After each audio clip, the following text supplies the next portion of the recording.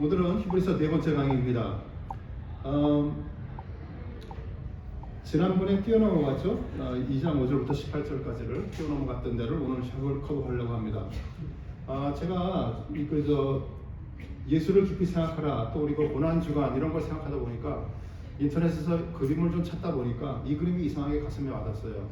가시멀리관을 쓴 예수 그리스도의 모습, 뭔가 고뇌에 찬 것 같은 예수 그리스도의 모습. 그래서 뭐 별다른 의미는 없지만 하여간 여러분께 좀 그림을 나누고 싶어서 제가 좀 카피 페이스트 했습니다. 제가 처음에 히브리서를 시작할 때 히브리서를 한마디로 말하면 뭐라고 그랬던가요? 기억하시는 분? 히브리서를 한마디로 줄여라 그랬을 때 뭐라고 말씀드렸죠? 예수 완전 정복. 예수 완전 정복. 그렇죠? 그래서 결국은 이제부터 예수 완전 정복을 들어가기 시작하는 거예요. 제가 처음에 시작할 때 5장으로 시작했지만은 1장으로 들어가서 거들을 끝냈고 이제 2장으로 들어가면서 도대체 우리가 예수 그리스도를 깊이 아는 것이 얼만큼 깊이 알 수 있는가 오늘부터 들어가기 시작합니다. 그래서 히브리서를 전체를 보여드리면은 이렇게 되어 있고 이런 순서로 흘러가죠. 뭐 여러 번 계속 보여드린 거니까 뭐 그냥 넘어갑니다. 그리고 2장 1절부터 4절까지 첫 번째 경고, 그 구원의 말씀을 유념하라, 그런 얘기가 들어가 있죠. 안녕하세요. 네. 그리고 오늘 커버할 2장 5절부터 18절까지가 있고 그것이 끝나면서 3장 1절에서 예수 그리스도를 깊이 생각하라 이렇게 들어갑니다. 그리고선 두 번째 경고, 이스라엘처럼 되지 말라 이렇게 들어갑니다. 저는 이것이 매 시간마다 되풀이하는 이유가 우리가 흐름을 알자는 거예요. 지금 히브리서 저자가 무슨 얘기를 하고 있다는 것을 이해를 하고 가기를 원합니다. 그래서 이런 식으로 흘러간다는 것을 설명드리고 싶습니다. 먼저 1장과 2장에 대해서 좀 설명을 잠깐 좀 드릴게요. 지난 시간에 우리가 봤지만은 히브리서 1장은요 다 높습니다. 위대하시고 다 높아요. 그냥 이렇게 보면은 선지자보다 높고 천사보다 높고 왕보다 뛰어나시고 창조주이고 영원하십니다. 무지무지 높아요. 다 높아요. 그런데 2장에 들어가면 확 바뀝니다. 그렇게 높은 왕이신데 구원하시기 위해서 이 땅에 내려오신 걸 얘기하고 있어요. 높으신 왕이 이제 2장에 들어가면 내려오신 걸 얘기합니다. 그러면서 우리를 형제라 부르시고 2장 11절 2장 14절 같은 모양으로 혈과 육을 함께 지니시고 또 2장 17절 범사의 형제들과 같이 되시고 또 사람들 시험을 받아 고난을 당하시는 얘기가 나옵니다. 2장 18절 이렇게 내용이 되어져. 결국은 우리는 다 죽음에 매여서 두려운 사람들이고 고난을 받는 그런 십자가인데 이런 그리스도를 깊이 생각하라 이런 얘기를 지금 끌고 가고 있는 거죠. 그러면서 3장 1절에서 그리스도를 깊이 생각하라 이렇게 시작되는 거예요. 그렇습니다. 그러면서 2장 1절부터 4절까지는 그렇게 2장 지난 시간에 커버했듯이 2장 1절부터 4절까지는 큰 구원의 말씀을 유념하라 라고 말을 했잖아요.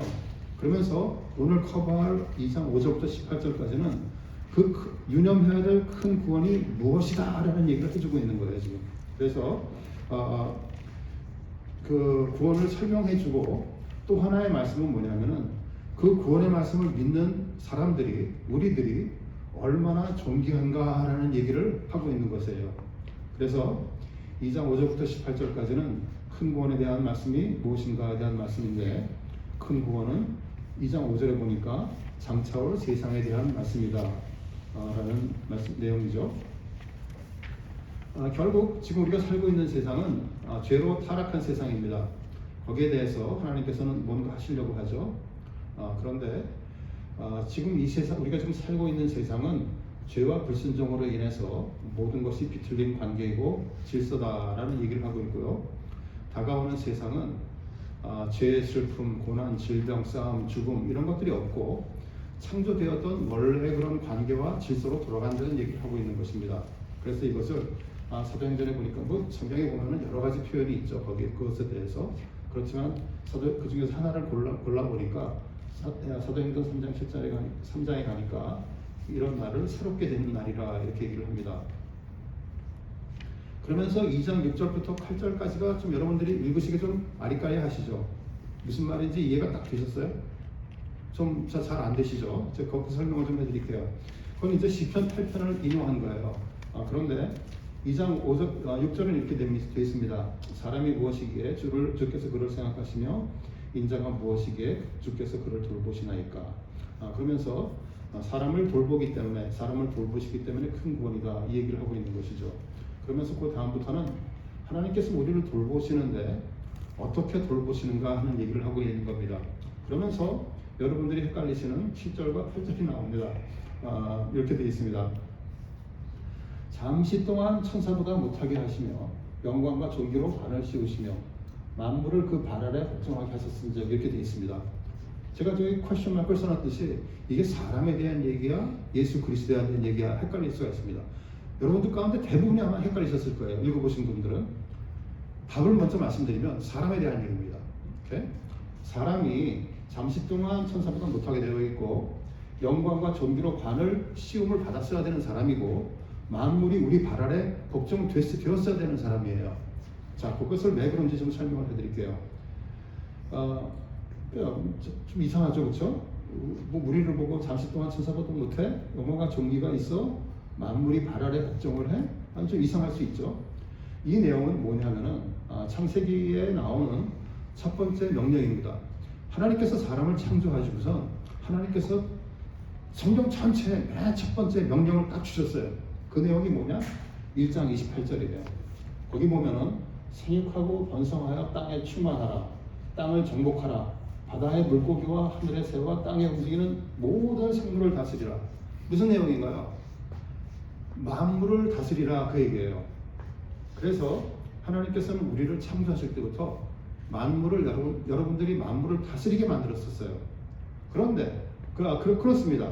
그래서 죄가 들어오기 전에는요, 만물이 우리에게 복종을 하시도록 만드셨던 거예요. 제가 조금 아까 우리가 지금 살고 있는 세상은 창조된 관계와 질서가 비틀린 그런 거라고 그랬잖아요. 원래 창조하셨을 때는 원래 맞게 되는 그런 순서로는 창조된 관계와 질서는 만물이 우리에게 복종하도록 만드신 거예요. 그런데 그것이 그래서 그렇게 만드신 거예요.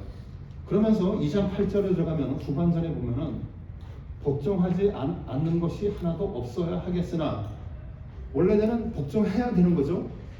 그런데 이렇게 됐어야 되는데, 만물이 우리에게 복종해야 되는데 만물이 아직 그에게 복종하고 있는 것을 보지 못하고. 무슨 소리인가요? 우리가 여러분들을 지금 살고 있는 세상을 보니까 만물이 우리를 거꾸로 되어 있다는 거예요. 만물이 우리를 다스리고 있다는 거예요. 원래 우리가 만물을 다스려야 되는데 지금 세상은, 현재 세상을 보니까, 우리가 살고 있는 세상을 보니까 만물이 우리를 다스리고 있다는 거예요. 결국은 죄가 들어와서 죄의 결과로 우리가 만물에게 복종하고 있다는 것이죠. 아까 좀 전에 말씀드린 것처럼 그 관계가 비틀린 거예요. 죄의 결과가 비틀린 관계고 질서인 것입니다. 그래서 우리는 왕과 주인이 되어야 하지만, 모든 것을 다스려야 되어야 됐었지만은, 지금 우리의 모습은 뭐냐? 스스로도 챙기지 못하는 모습이다. 제가 지난 시간 결말 부분에 사사기 모습을 말씀을 드렸잖아요. 17장부터 21장까지.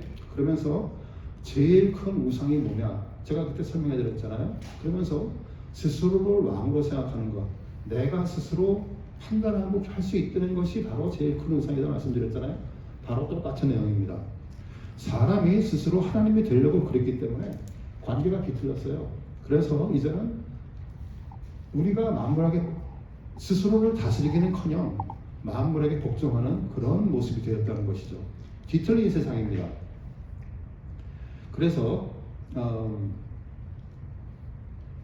세상은 이미 망가진 죄의 세상입니다. 제가 지난 시간에도 잠깐 말씀드렸지만은 성경은 세상이 반드시 더 좋아질 것이라고 얘기하지 않습니다. 어떤 분들은 우리가 이제 복음이 퍼지면서 그 복음이 물을 덮은 같이 이 세상이 좋아질 것이라 이렇게 얘기하시는 분도 있어요. 그런데 사실 그것은 그렇게 성경적은라고 볼 수는 없습니다. 왜냐하면은 성경은 일반적으로 뭐 나빠질 것이다 이렇게 말하진 않아요. 하지만 나빠질 것처럼 말하는 그런 뉘앙스가 많습니다. 뭐 성경에 여러 가지 구절이 있지만 제가 여기 두 가지를 말씀드리는데, 마태복음 24장에 보니까 종말에 대한 말씀이에요. 예수 그리스도께서 그 세븐 우스, 너희에게 뭐죠? 그 세븐 우스가 그 뭐죠? 기억이 안 나는데 화가 있을진저 하면서 7번을 되풀이하시죠. 그러면서 하시는 말씀 중에 하나가 이거예요. 불법이 성하게 된대요. 그러면서 많은 사람들의 사랑이 식어지리라 이렇게 얘기를 합니다. 이것이 종말의 모습이에요. 또 디모데후서를 보니까 말세에 고통하는 때가 이르게 되고, 그리고 2절부터 4절까지 온갖 악이 다 나옵니다. 그러면서 경건의 모양은 있으나 경건의 능력은 부인하니 이 같은 자들에게서 내가 돌아서라 이렇게 됩니다.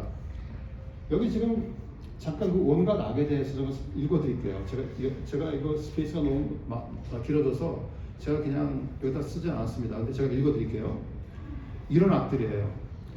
종말이 되면은 마지막 때가 되면은 자기 사랑, 돈 사랑, 자랑하며 교만하고 비방하며 부모를 거역하며 감사하지 아니하며 거룩하지 아니하며 무정하며 원통함을 풀지 아니하며 모함하며 절제하지 못하며 사나우며 선한 것을 좋아하지 아니하며 배신하며 조급하며 자만하며 쾌락을 사랑하기를 하나님 사랑하는 것보다 더하며 이렇게 돼 있어요. 결국 무슨 얘기인가요? 종말이 되면은 모든 악이 다 드러난다는 거예요.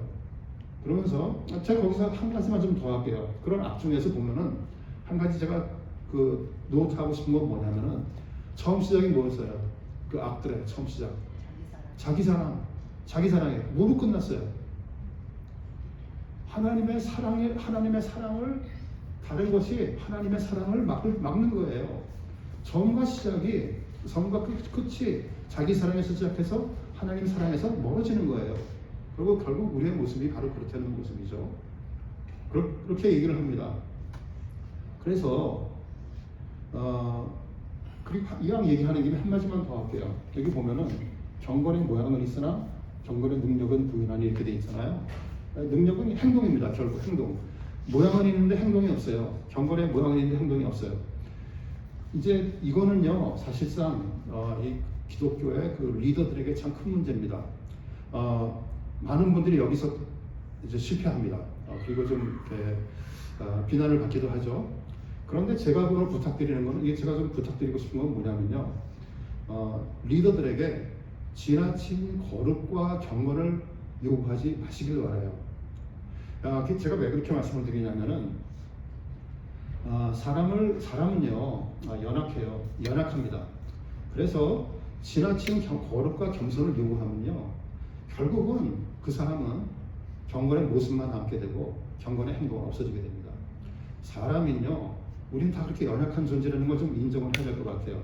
그래서 특히 목사님들이, 교인들이 그렇게 요구를 하니까 결국은 어떻게 되는가요? 한 세월이 지나고 나면은 결국은 다 타락하고 맙니다. 경건의 모양만 있고 경건의 행동은 없어지는 그런 결과가 나오게 되는 것이죠. 그래서 여러분들이 좀 생각을 하셔서, 교인들이 특별히 한국교회에서 목사님들에게 기대하는 기대가 때때로 지나친 적이 있다고 저는 생각합니다. 그래서 좀 그분도 사람이라는 걸 좀 이해해야 될 것 같아요. 제가 그 얘기를 하니까 한마디만 더 하면은 뭐냐면은, 어떤 분들은 이렇게 얘기하세요. 우리 교회 목사님은 정말 예수님 같아 라고 말씀하시는 분들을 제가 종종 봅니다. 미리 말씀드리지만 예수님 같지 않습니다.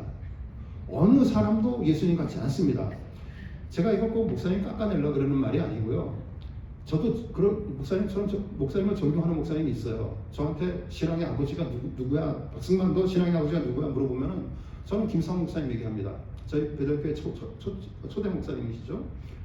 저는 그분을 굉장히 존경해요. 그리고 그분의 뜻을 따르려고 노력합니다.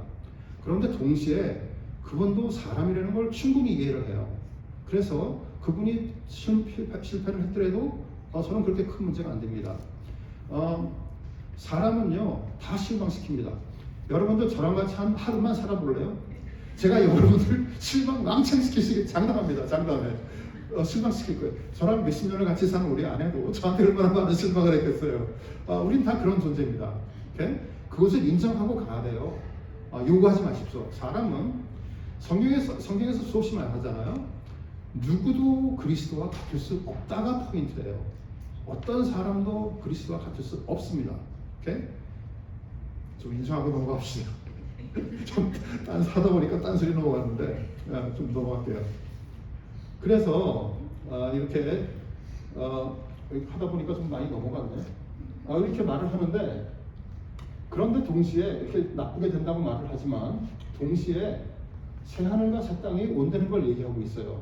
그렇게 되면은 원래 창조하신 뜻에 따라서 우리가 만물이 다스리는 모습이 회복된다는 것이에요. 회복된다는 말이 샬롬이죠, 그렇죠? 여러분 다 아십니다. 그렇기 때문에 죄로 인해 복종당하는 우리한테 장차 올 세상을 주시는 것이죠. 그렇기 때문에 바로 구원의 말씀이, 이게 왜 클릭이 안 되죠? 이렇게 큰 구원의 말씀이라는 거예요. 그리스도가 땅에 오셔서 우리와 같이 됐다는 것이에요. 그래서 그와 그리스도와 연합된 우리는 영광 가운데 들어가서 만물을 다스리고 천사도 사람을 섬기게 되는 것이죠. 왜 그런가요? 성경에 그렇게 써 있으니까 그렇습니다.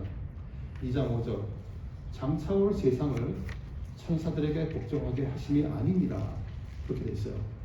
오케이? 또 그리고 또 다른 구절을 보면 1장 14절, 모든 천사들은 구원받을 상속자들을 섬기라고 보내셨다. 이렇게 얘기를 합니다. 결국 뭔가 여러분들이 아까 제가 처음에 말씀드린 것처럼 여러분들이 얼마나 존귀한 사람인가를 우리가 알아라, 그것을 깨달아라 라고 성경은 말하고 있는 것이에요. 제가 이제 교회 생활 하다 보면은 어떤 분들은 이렇게 얘기하십니다. 나는 진짜 아무것도 아니야, 이렇게 얘기를 하세요. 엄격하게 말해서 그분들의 말하는 뜻은 제가 잘 알아요. 그런데 엄격한 의미에서 그건 성경적이 아닙니다. 왜냐하면은 하나님께서는요 우리를 그렇게 지나치게 낮추도록 창조하지 않으셨어요. 하나님께서는 우리에게 존귀하게 만드셨습니다. 제가 C.S. 루이스의 그 2차 대전 때 영국의 그 학자죠. 이 사람의 얘기를 좀 하나 하고 싶은데, 이 사람이 했던 말 중에서 이런 말이 있어요. 겸손한 사람은 자기 자신이 아무것도 아니라고 생각하는 사람이 아니다. 아닙니다. 그 대신 겸손한 사람은 자기 자신에게만 얽매이지 않는 사람이다. 이렇게 얘기해요. 무슨 소리냐면은 자기 중심적이 아닌 사람이 겸손한 사람이라 이렇게 얘기를 하는 거예요. 그래서 여기 지금 위에 제가 보였던 것처럼 성경에서 말하는 건 여러분들이 얼마나 존귀한 사람인가를 말하고 있는 거예요. 그러니까 지나치게 겸손하여서 나는 아무것도 아니야 라고 말씀하시지 마시길 바랍니다. 오케이? 존귀하다는 걸 깨달으세요. 그래서 그렇게 말씀하시면은, 그리고 내가 아무것도 아니다 말씀하시면 어쩌면 그게 교만이 될 수도 있어요. 사실은 아까 경건의 모양 얘기했지만 겸손한 척하면서 마음속에 더 깊은 교만이 있을 수 있습니다. 그래서 그렇게 얘기하지 마시길 바랍니다.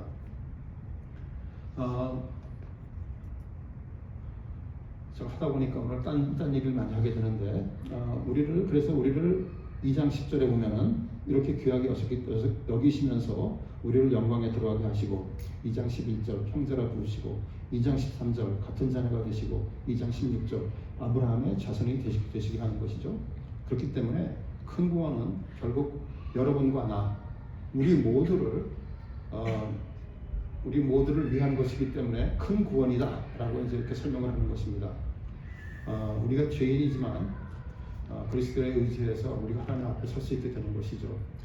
제가 이것은 항상 강의할 때마다 강조하는 그런 성경 구절인데, 로마서 5장 8절, 우리가 아직 죄인 되었을 때 여러분들이 정죄가 되었기 때문에 하나님께서 구원해 주시는 것이 아니라는 것을 알기를 바라는 것이죠. 성경은 우리가 아직 죄인 되었을 때 우리를 사랑하셨다고 얘기를 합니다. 또 빌립보서 우리의 낮은 몸을 자기의 영광의 몸의 형체와 같이 변하게 하셨다. 이 정도로 존귀하게 여기신다는 것입니다. 자, 그래서 예수 그리스도께서는 큰 구원을 이루시기 위해 이 땅에 오셨어요. 그러기 위해서 예수 그리스도께서 성육신을 하셨습니다. 그래서 이제 좀 하드 퀘스천 한번 여쭤볼게요. 하나님께서는 도대체 왜 이렇게 복잡한 과정을 통해서 신을 사람으로 만들어서 이 땅에 보내고 십자가 고난받게 하고 십자가에 달리시고 그렇게 해서 구원을 하시는 건가? 그런 퀘스천이 나는 게 정상입니다. 그래서 거기에 대한 답을 드리려고 그래요. 자, 그게 이렇게 좀 이렇게 보면은 좀 하나님의 복잡한 계획인 것처럼 보입니다. 그런데 사실 굉장히 간단합니다. 하나님께서 성육신 하신 거는 굉장히 간단한 이유 때문에 그래요. 2장 14절부터 15절까지 답이 다 나와 있습니다. 성육신 하신 이유는 뭐냐면은 우리와 같은 모양이 되셔서 혈과 육을 같이 지니시고 그리고 죽으셔서 마귀를 멸하시고 또 종로로 타는 모든 자들을 놓아주려고 하시기 위해서 오신 거예요. 결국 무슨 얘기냐면은 성육신 하신 것은 죽으셔서 죽음의 세력을 명하시고 풀어주기 위함이에요. 결국 뭐냐? 결론은 뭐냐? 하나님께서는 죽으시기 위해서 성육신 하신 거예요. 오케이? 죽으시기 위해서 성육신 하신 겁니다. 문제가 뭐였었냐면 사람의 죄는요, 죄는 사람이 가져왔습니다. 아담이 가져왔죠. 그리고 그 죄에 대해서 하나님께서는 죄의 삭신 사망이라고 이미 선포를 하셨습니다. 거기 창세기 1장 17절에서 1장 17절이죠. 네가 그 선악과를 먹으면 죽으리라라고 얘기하셨죠. 먹으면 죽었습니다. 그런데 먹었어요. 그래서 우리는 이미 죽었습니다. 그런데 그렇기 때문에 사람의 죄값은 사람이 치러야 되는 것이죠. 사람이 죄를 가져왔기 때문에 우리가 사람이 그 죄값을 치러야 됩니다. 하나님은 뭐라 그랬죠? 공의로우신 하나님이에요. 그렇기 때문에 죄를 지은 사람하고 죄를 대신해서 죽는 사람하고 다른 것이면 하나님께서는 그걸 받으실 수가 없는 것이죠. 왜냐하면 이 꼴이 아니니까 서로 다르기 때문에. 그래서 구약에 있었던 그런 동물의 제사는 예수 그리스도가 오심으로 사라지게 된 겁니다. 폐하신 거예요. 사람이 오셨기 때문에 사람이 죽어야 되는 것이죠. 그래서 진정한 대속죄는 그것이 대표하는 것과 같아야 되는 것이죠. 그러기 위해서 같은 모양으로 혈과 육을 함께 지니시기 위해서 이 땅에 오신 겁니다.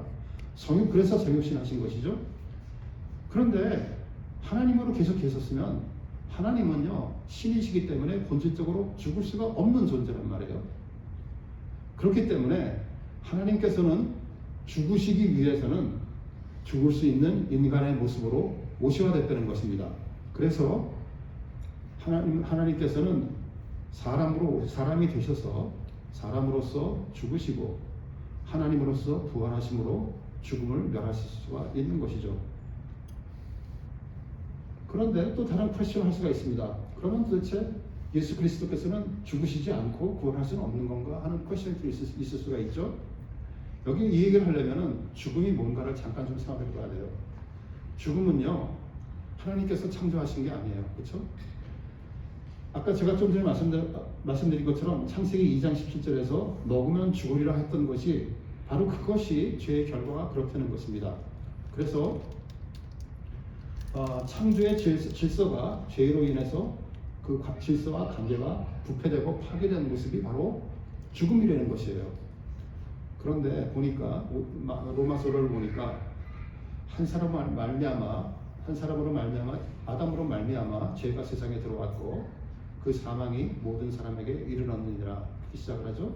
그러면서 죄의 삭은 사망이라고 말을 합니다. 영원하신 공의 하나님은 죄의 삭을 지불하지 않고 지나갈 수가 없는 것입니다.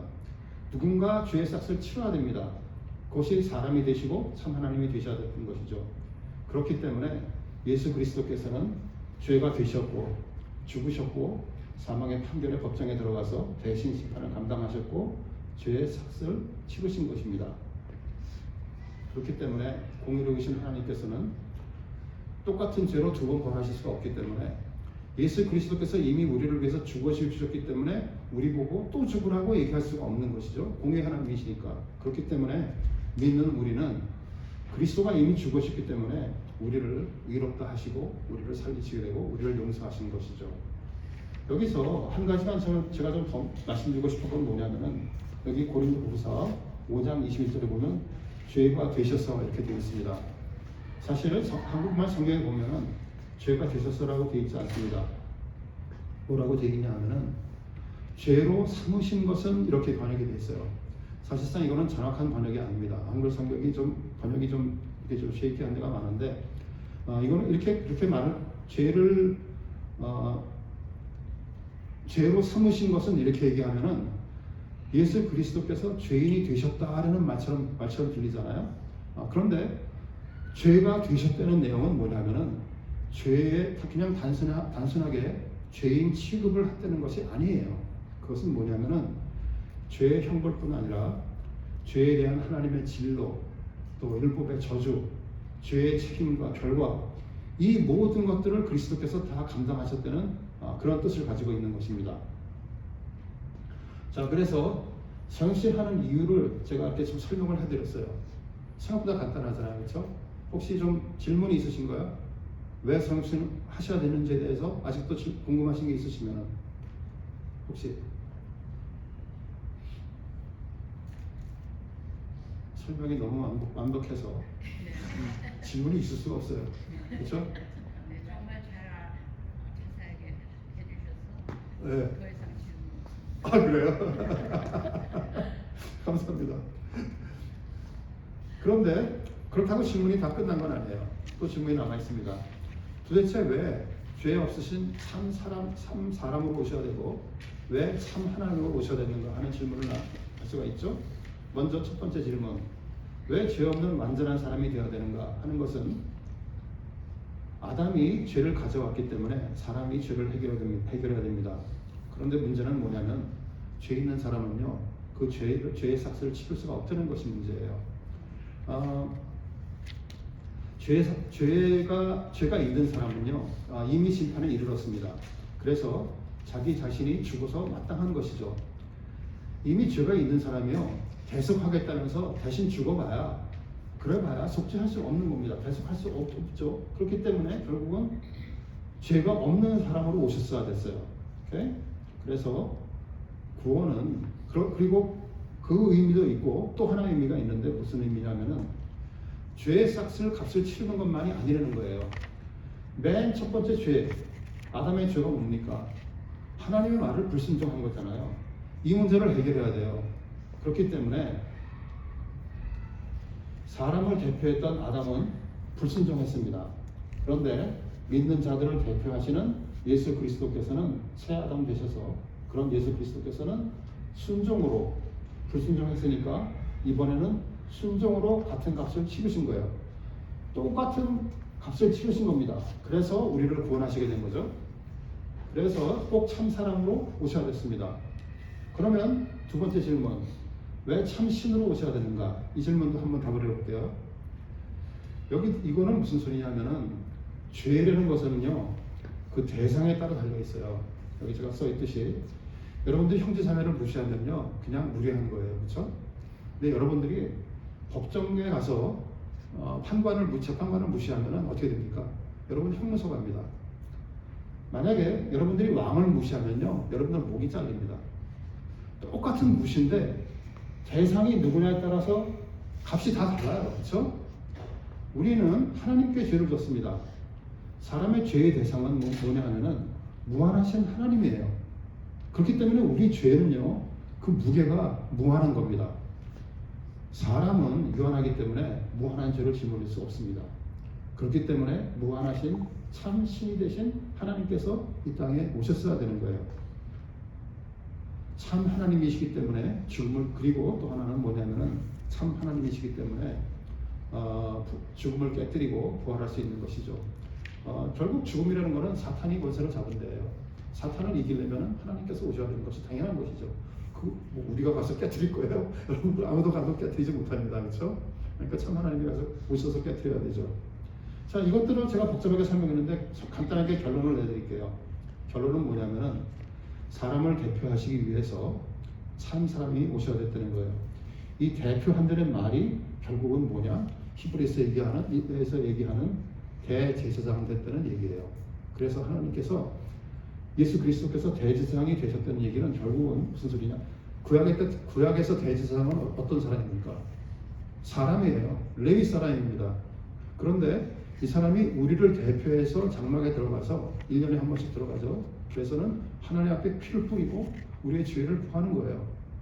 바로 그 모습을 예수 그리스도께서 사람을 대표해서 대제사장과 똑같이 대표해서 참 사람으로 되었다는 얘기입니다.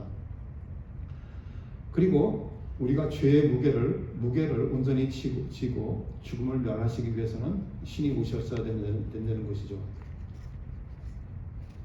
죄는 사람이 지었기 때문에 사람이 죽어야 되지만 죄를 멸하는 자를 죄를 멸하고 믿는 자들을 구원하려면 그 사람은 동시에 하나님이 되셔야 된다는 것입니다.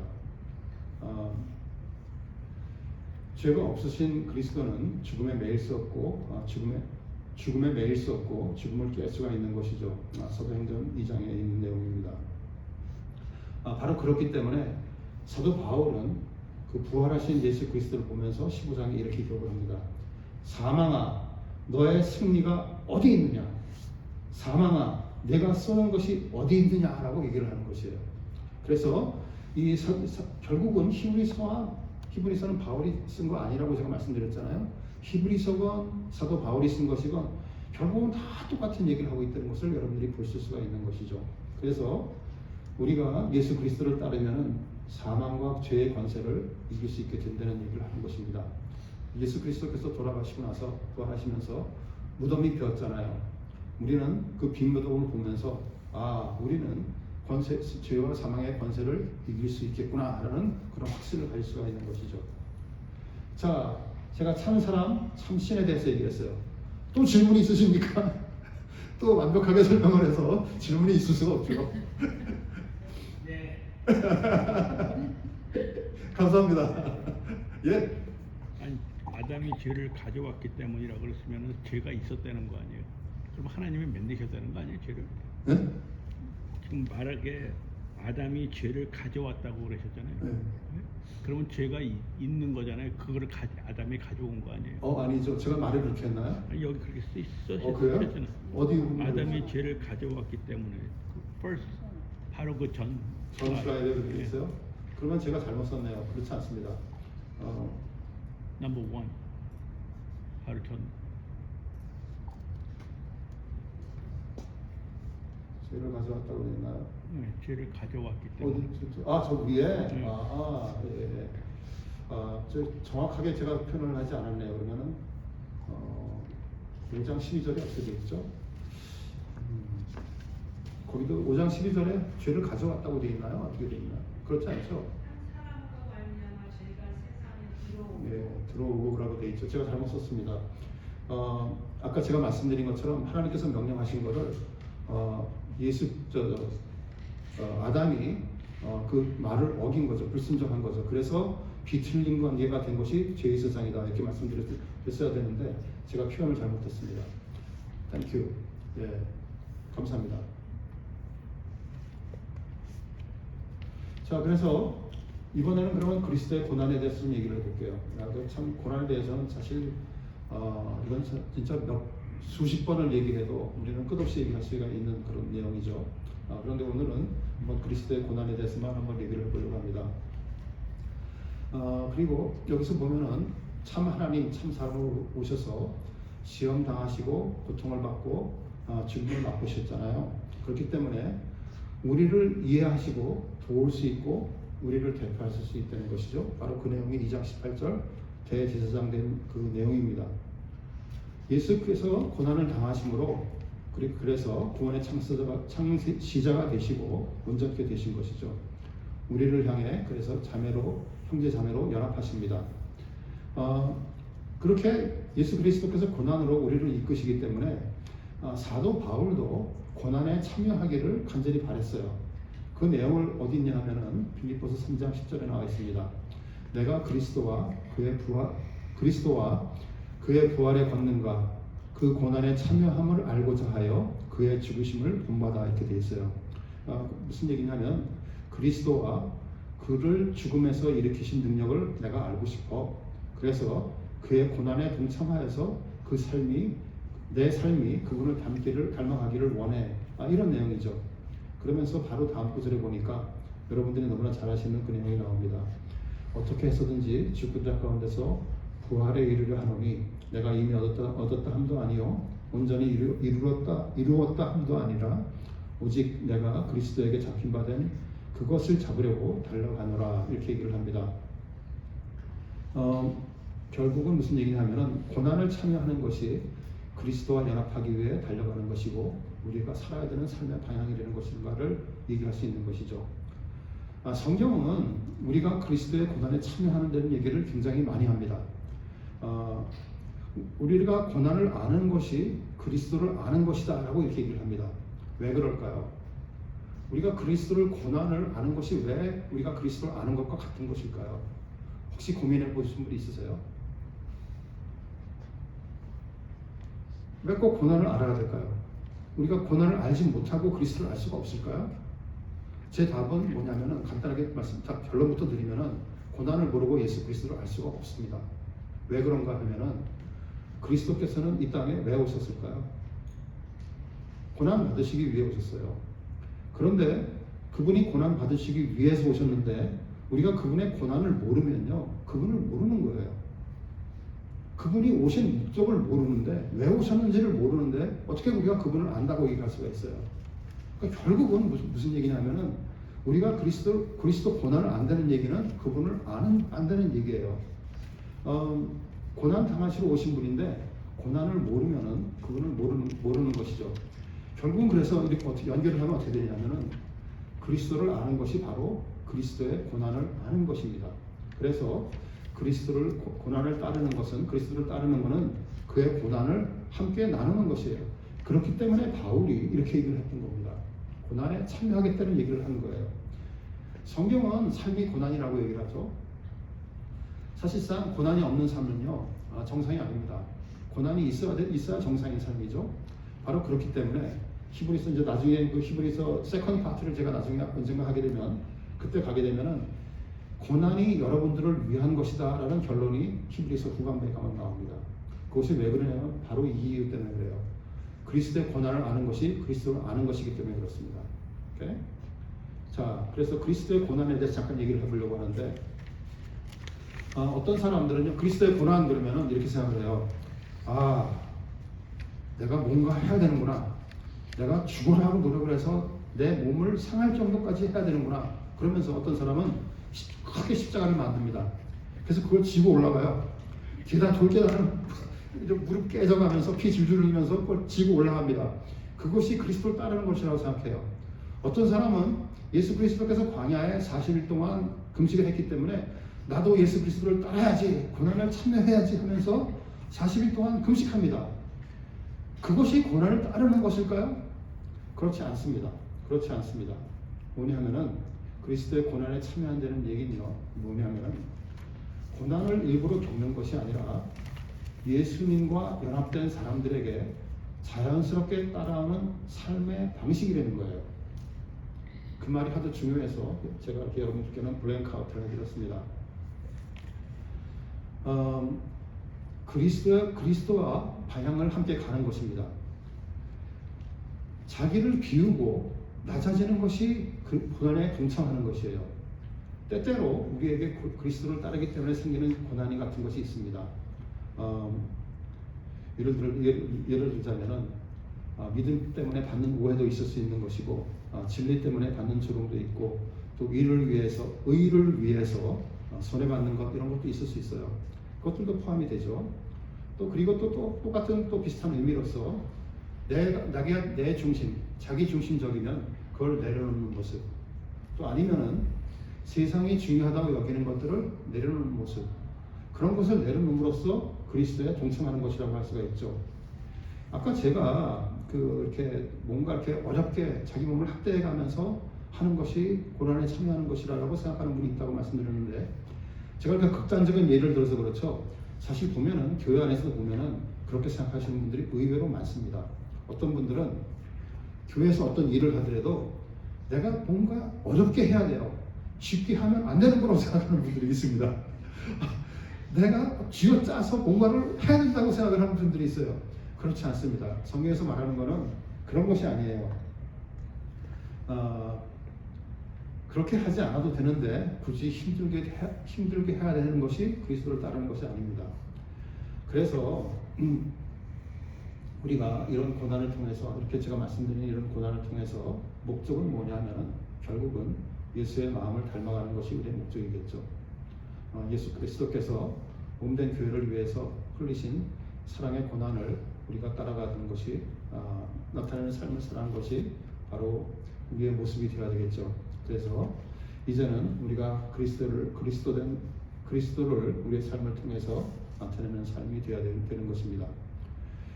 그리스도의 마음을 배우는 바로 성화의 과정이라고 우리가 볼 수가 있는 것이고, 그것이 바로 믿음의 여정이고 성도의 견인인 것이죠. 맨 밑에 제가 디트리크 본헤퍼라고 써놨는데, 거기 용서라고 써놨잖아요. 이건 제가 좀 설명을 드려야 되는데, 이 사람은 이제 독일의, 여러분 많은 분들이 아실 거예요. 독일의 신학자입니다. 2차 세계대전 당시에 이 사람이 이제 미국에 와서 신학교에서 교환 교수로 있었을 거예요, 아마. 제가 정확히 지금 기억은 안 나는데, 그러다가 이제 독일에서 나치가 독일을 삼켜먹었다 이런 소리를 들었어요. 그래서 이 사람이 어떻게 했냐면은 그걸 때려치고 독일로 돌아왔습니다. 그래서 그 나치를 대항해서 싸우다가 처형당했어요. 그런 사람입니다. 저는 사실 이 사람을 그렇게 좋아하지 않습니다. 왜냐하면 좀 때때로 지나치게 극단적이에요. 그런데 이 사람이 했던 그 용서에 대한 얘기는 제가 그리스도의 고난을 이해하는 데 결정적인 도움을 줬습니다. 저는 이 얘기를 팀 켈러 목사님을 통해서 그분의 그 책을 통해서 제가 말을 들었어요. 그런데 이 본 헤퍼를 그래서 제가 찾아봤어요. 그래서 그 본 헤퍼가 했던 얘기를 제가 이제 좀 정리를 했습니다. 제가 여러분들께 읽어드릴게요. 이런 내용입니다. 누군가에게 크게 상처를 받은 후에 그 사람을 용서해 본 적이 있다면은 모든 용서에는 고통이 따른다는 것을 알 것이다. 나는 용서했는데 아무 고통도 없었다라고 말한다면 그 상처는 그렇게 심각한 것이 아니었던 것이다. 깊은 상처는 쉽게 털어낼 수 없는 깊은 감정의 골을 생기게 한다. 그렇기 때문에 정말 깊은 상처를 받았고 그럼에도 용서했다면 당신은 반드시 고통을 겪었을 것이다. 모든 용서는 어떤 형태로든 고통을 감수하는 것이다. 이렇게 얘기했어요. 너무도 표현을 정확하게 한 것 같아요. 결국은 무슨 소리냐? 예수 그리스도께서 고난당하신 거는요, 우리 죄를 용서하기 위해신 것이잖아요. 우리의 죄를 감당하시기 위한 겁니다. 그렇기 때문에 우리 죄가 용서를 받게 하기 위해서, 또 우리의 죄의 싹쓸 그분이 대신 치르기 위해서는 그분께서 고난을 겪으실 수밖에 없다는 거예요. 용서를 위해서는 고난이 필요했다는 것입니다.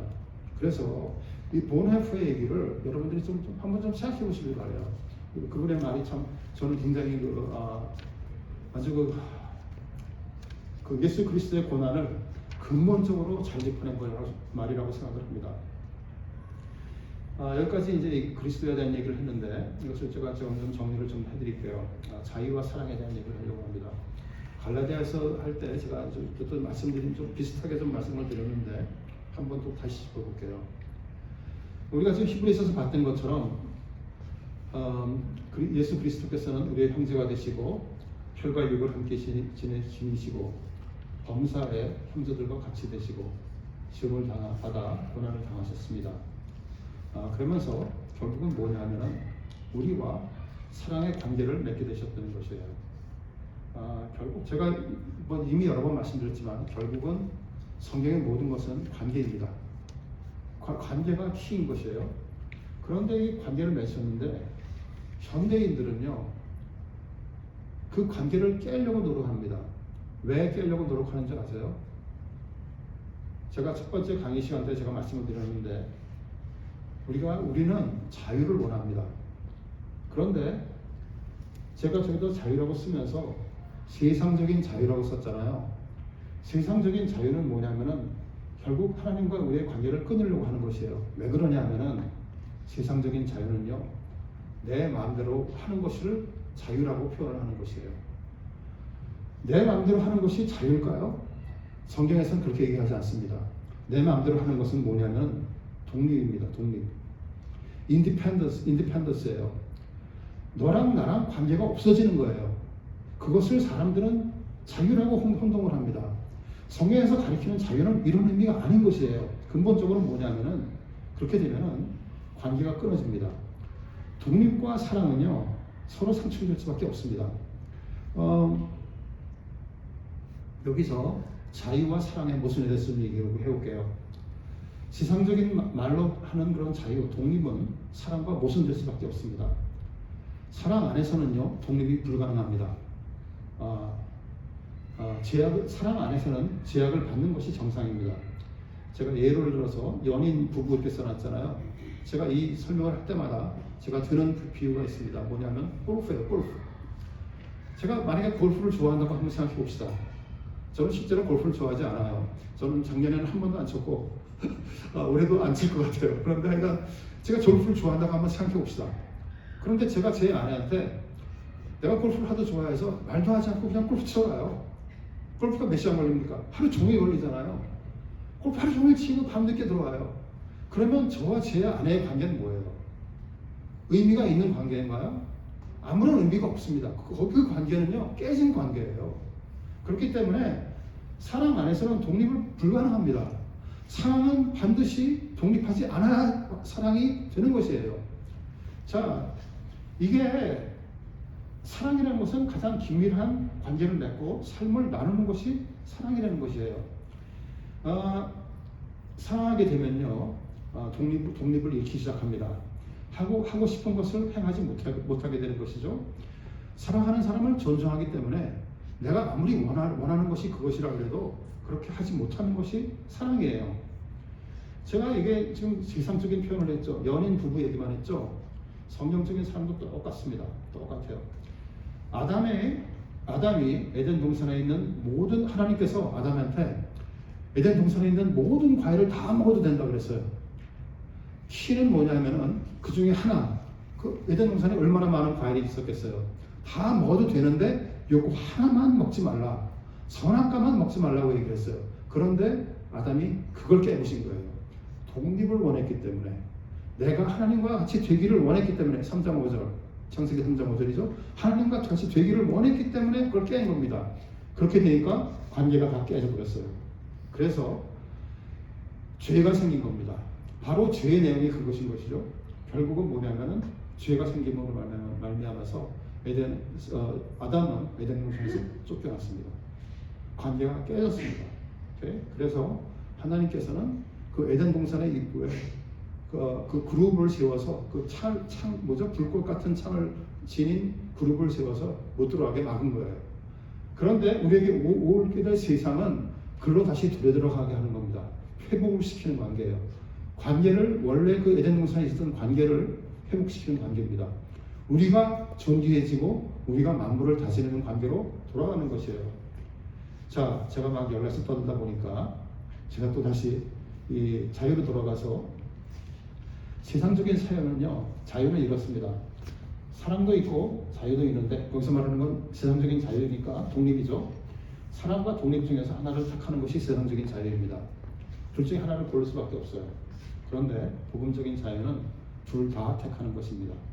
사랑 안에서 자유를 찾는 것이죠. 왜냐하면 우리에게 진정한 자유라는 것은요,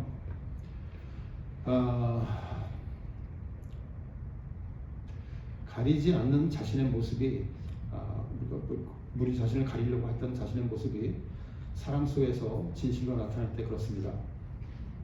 우리는 사랑 속에 있을 때 진정으로 자유하게 되는 것이죠. 결혼 생활에서도 마찬가지입니다. 여러분들이 이제 결혼하신 다음에 나에 대해서도 알게 되고 아내에 대해서도 알게 됩니다. 그렇죠? 혼자 살 때는 여러분들이 나는 이 정도면 괜찮은 사람이야 라고 생각했을 거예요. 저도 그랬어요. 이 정도면 괜찮은 사람인 줄 알았습니다. 그런데 결혼은 그냥 무슨 소리냐면 결국은 내 자신을 사랑했던 거예요. 뭘 모르고 내 자신을 사랑했던 겁니다. 교만이었습니다. 그런데 같이 살다 보니까 진실된 모습이 드러나기 시작해요. 내가 생각했던 만큼 그만큼 좋은 사람이 아니었구나, 괜찮은 사람이 아니었구나를 깨닫기 시작합니다. 그러면서 상대방에 대해서 알게 되면서 이제는 내가 부족했던 것, 또 상대방이 부족했던 것을 품을 수 있도록 시작됩니다. 그것을 품지 못하면 어떻게 되나요? 파탄입니다. 품을 수 있느냐, 품을 수 없느냐로 파탄이냐 성공이 갈라집니다. 어쨌든 간에 성경에서는 우리가 품을 수 있도록 해야 된다고 말을 합니다. 품을 수 있어야 돼요. 품을 수 있게 되면 어떻게 됩니까? 여러분들이 자유하게 됩니다. 아내한테 이제는 후를 벗어던져서 자기 모든 모습을 보여줘도 부끄러울 것도 없어요. 너무나 잘 알고 있기 때문에 나의 부족한 모습까지도 아내가 나를 이해해주고, 아내의 부족한 모습도 내가 이해해줄 수 있기 때문에 진정한 자유가 생기는 그것이 생기는 것입니다. 바로 그것이 성경에서 말하는 자유라는 것이에요. 그래서 아담과 이브도 똑같았다는 것을 기억하셔야 됩니다. 죄가 생기기 전에요, 아담과 이브는 벌거벗고 왔다 갔다 했어요. 아무도 뭐라 그런 사람이 없었고 부끄러운 것도 없었습니다. 죄가 생겼으니까 아담과 이브가 한 첫 번째 일이 뭡니까? 나뭇가지 잎을 찾아서 자기 스스로를 가리기 시작했어요. 그게 자유입니까? 그게 결국은 독립의 결과는 그거예요. 자기 자신을 가리고 시작하는 겁니다. 오늘도 아까 설교 말씀에 목사님께서 말씀하시면서 진리 안의 자유에 대해서 얘기를 했어요. 진리는 우리를 자유케 하리라. 그게 바로 그 내용이 바로 이거예요. 여러분들이 진리를 가슴속에 가지고 있으면요, 자유할 수가 있습니다. 이것은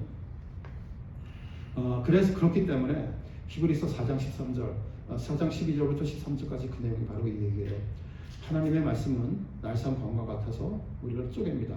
그런데 13절 가서 뭐라 그러나요? 그렇게 쪼개기 때문에 눈앞에 만물이 벌거벗은 것처럼 드러나리라, 이렇게 말을 합니다.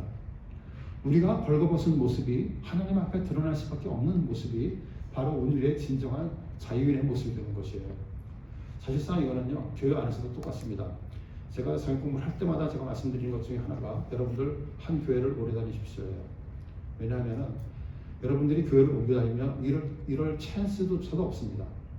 한 교회에서 서로를 알게 되고 서로를 드러내고 시작하고 서로가 서로에게 자유하게 될 때야 여러분들이 진정한 성숙한 크리스천이 되어가는 거예요. 제가 처음 히브리서 강의할 때 어떻게 시작했습니까?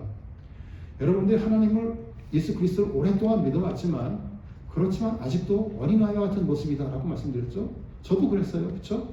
다 어린아 같았습니다. 그런데 우리가 예수 그리스도를 알게 되면서 성숙해가는 거예요. 다른 말로 무슨 말이냐? 내가 자유하게 되면서 그리스도를 알게 되고 성숙해가게 되는 겁니다. 그래서 이것을 참 우리가 기억을 해야 될 것 같아요. 제가 여러 번 말씀드렸지만 진정한 복음은 뭐냐면은 하나님이 누구신가, 그리스도가 나와 함께 하시는가, 내 가슴속에 진정한 주인이 누구신가로 시작되는 것이라고 그랬죠. 제가 근본적인 그 복음과 2차적인 복음에 대해서 제가 이미 설명을 해드렸습니다. 갈라디아서 5장 1절을 보니까 이렇게 되어 있어요. 우리를 자유롭게 하려고 자유를 주셨으니, 이렇게 되어 있습니다. 그 내용은 사실상 갈라디아서 9장 13절 14절까지 가면은 그 내용이 좀 더 잘 이해가 됩니다. 제가 이것도 읽어드릴게요. 형제들아, 너희가 자유를 위하여 부르심을 입었으나 그러나 그 자유로 육체의 기회를 삼지 말고 오직 사랑으로 서로 종노릇하라. 온 율법은 내 이웃 사랑하기를 내 자신같이 하라 하신 한 말씀에서 이루어졌나니, 이렇게 되어 있습니다. 하나님께서 5장 11절에서 자유로 사랑하여, 하나님께서 우리에게 자유롭게 위해서 자유를 주셨다고 했잖아요. 결국 뭐냐면은 우리가 서로를 섬기기 위해서 자유롭게 되어야 됩니다. 결국은 성경에서 말하는 자유는요, 사랑과 함께 갑니다. 그래서 그 5장 13절과 14절이 나온 다음에 무슨 내용이 나오나요? 여러분 너무 잘 아시잖아요. 13절, 16절부터 무슨 내용이 나오죠? 무슨 내용이 나오죠? 육체의 소욕이 나옵니다. 그 다음에 뭐가 나오나요? 성령의 열매가 나오는 것이죠. 그 자유를 바탕으로 여러분들이 성령의 열매를 맺을 수 있다는 거예요. 제가 갈라디아서 말할 때도 제가 말씀드렸습니다. 성령의 열매는요, 여러분들이 맺으려고 주라고 노력하는 것이, 맺는 것이 성령의 열매가 아닙니다. 이 예수 그리스도께서 주시는 자유를 갖게 되면은 여러분들 앞에, 여러분들 안에서 스스로 여러분들이 원치 않아도 생기는 것이 사랑의 성령의 열매라는 것이에요. 내가 죽으라고 쥐어짜내서 성령의 열매를 맺으려고 하는 것이 아니라는 것이에요. 자유가 있으면 저절로 생긴다는 것입니다. 그것이 바로 여러분이 자원하는 마음이에요. 스스로 생기는 마음입니다. 이것은 참 그 율법적인 저 한국교회 특성 중에 하나가 굉장히 율법적인 교회죠. 많은 분들이 오랫동안 교회를 다녔다고 하지만 그 율법 속에 갇혀 있으면 결국 이 얘기밖에 안 됩니다. 우리는 쥐어짜려고 노력을 합니다. 그러지 마시기 바랍니다. 거기서 해방되시기 바랍니다. 자유를 얻으셔야 돼요. 하나님께서는 우리의 하나님이 되시고 우리가 그의 백성이기 때문에 자유함을 주신 사랑의 하나님 안에서만 진정한 자유를 찾을 수가 있는 것입니다. 모든 것을 다 하시는 하나님 앞에서만이 진정으로 자유할 수가 있는 것이죠. 아까 제가 말씀드렸던 것처럼 세상적인 자유는 둘 중에 하나를 택해야 됩니다. 하지만 우리가 사랑과 독립을 택하면은 우리는 사랑과 독립을 다 택할 수가 있는 것이죠. 복음을 통해서 택할 수가 있는 것입니다. 독립을 원하기만 하시면요, 독립만 택하시려고 하면은 결국은 관계가 깨집니다. 그렇게 되면은 여러분들 방황하시게 되시고 결국은 많은 현대 이혼 사회들이 그렇게 되는 것이죠.